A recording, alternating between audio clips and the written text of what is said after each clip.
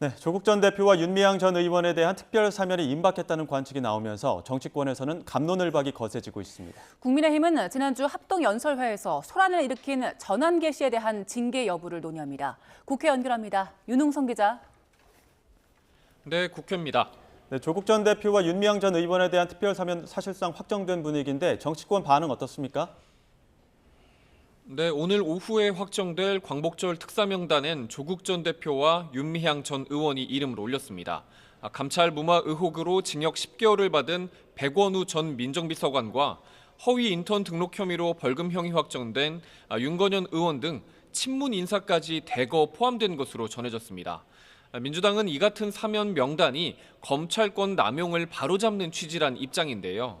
민주당 핵심 관계자는 YTN과의 통화에서 친문 등 범여권 통합 취지보단 시대적 과제인 검찰 개혁을 위해서 검찰의 과도한 수사를 바로잡는 거라고 말했습니다.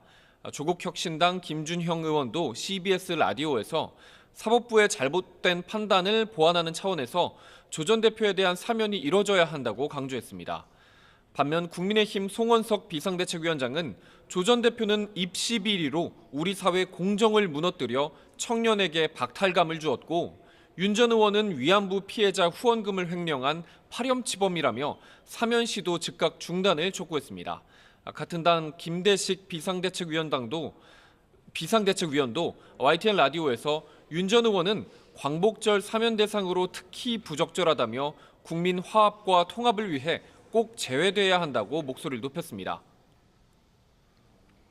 네, 조국 전 대표에 대한 사면이 특히 관심이 많은 상황인데 앞으로 정치권에 미칠 파장 때문이기도 하겠죠?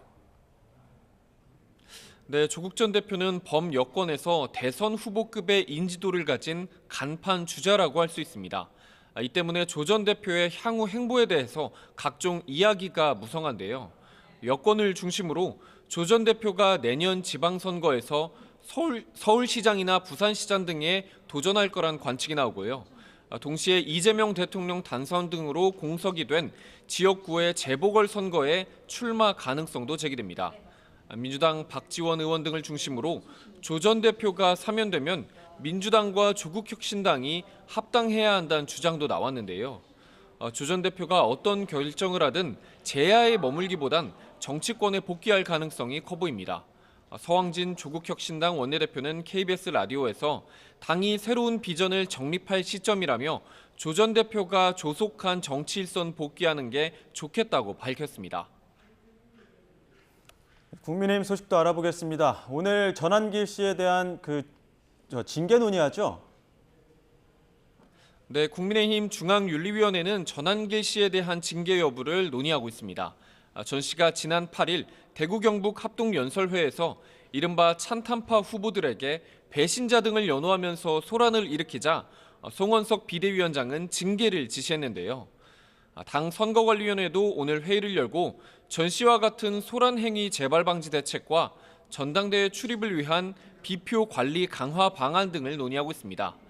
국민의힘 의원들이 모인 단체 대화방에서도 전 씨 같은 사람이 당을 좌지우지하게 되면 안 된다는 등의 성토가 이어진 거로 알려졌습니다. 어제 이뤄진 당권주자 4명의 첫 토론회에서도 전 씨가 언급되는 등 전당대회의 모든 이슈를 전 씨가 블랙홀처럼 빨아들이면서 전환길 대회가 됐다는 지적도 나옵니다. 네, 앞서 속보로 전해드렸는데 주식 차명 거래 의혹이 불거진 이춘석 의원에 대한 강제 수사도 시작됐다고요? 네, 경찰이 오늘 오전 이춘석 의원의 국회 사무실 등에 대한 압수수색에 나섰습니다. 국회 사무처 등과 협의를 마친 경찰이 이 의원 사무실에 조금 전에 진입한 것으로 파악됐습니다. 앞서 지난 4일 이 의원은 국회 본회의장에서 자신의 보좌관 명의로 주식을 거래하는 모습이 포착돼 차명 거래 의혹이 불거졌는데요. 국정기획위원회 소속으로 정책 정보를 활용해 주식을 사고 파는 이른바 선행매매를 했다는 논란도 있습니다. 사건을 맡은 서울경찰청은 지난 7일 변호사와 회계사 등을 포함해 25명 규모의 전담 수사팀을 꾸려 수사를 진행해왔습니다. 지금까지 국회에서 전해드렸습니다.